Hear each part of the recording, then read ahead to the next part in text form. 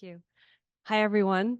My name is Anaïs Voşki. I'm a PhD student at Stanford University, researching the emotional impacts of the global environmental crisis. And today I'm going to be presenting on our preliminary scoping review, which we are very much in the process of still conducting and very much looking for peer feedback on search terms and bigger conceptual gaps.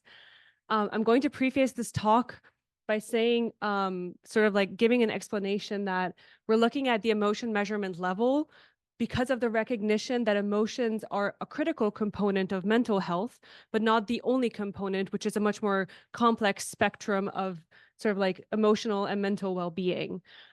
There's been a lot of very quick developments in emotion science research.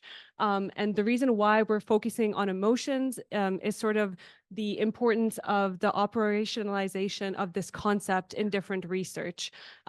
Probably as many of you, research mental health, you realize how difficult this measurement is. So we're trying to go back to this fundamental building block, measure it scientifically in a rigorous and valid and generalizable way, to then provide the basis for other sort of like more higher level research. Next slide, please.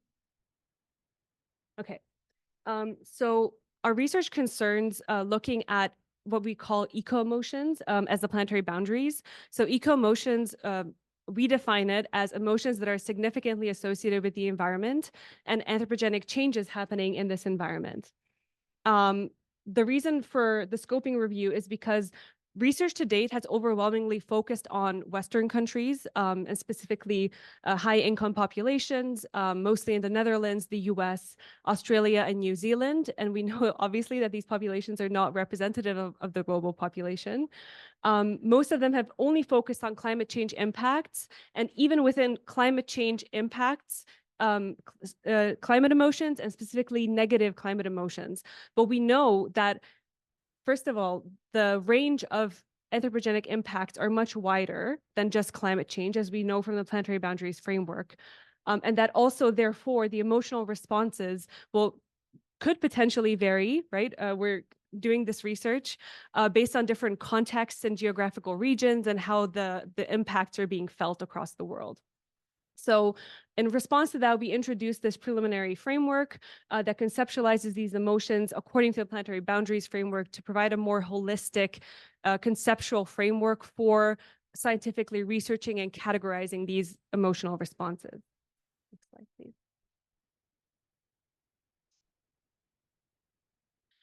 So currently we did what's called a pre-scoping research review, and then we will be pre-registering and doing the actual scoping research.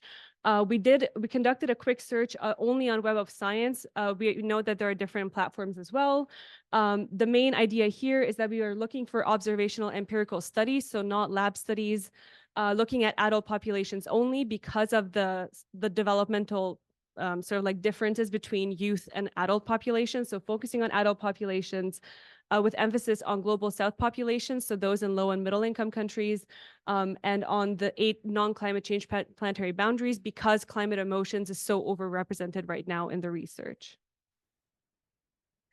So our preliminary results show that for these 3 planetary boundaries, other than climate change, there are significantly differentiated emotional responses emerging. Specifically for biodiversity loss, the main emotions can be categorized as low arousal negative emotions.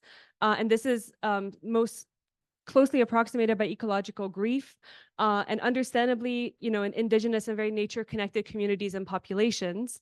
This is most often the case. In terms of freshwater use, we're seeing a mix of low and high activation, but still negative emotions, which can be approximated by anxiety and depression. And those are the countries where most of the results are emerging from. And in terms of pollution, this is a high activation negative emotion, mostly anger. And we see that in mostly environmental injustice contexts, including the preliminary study we based our framework on, which was done in Turkey.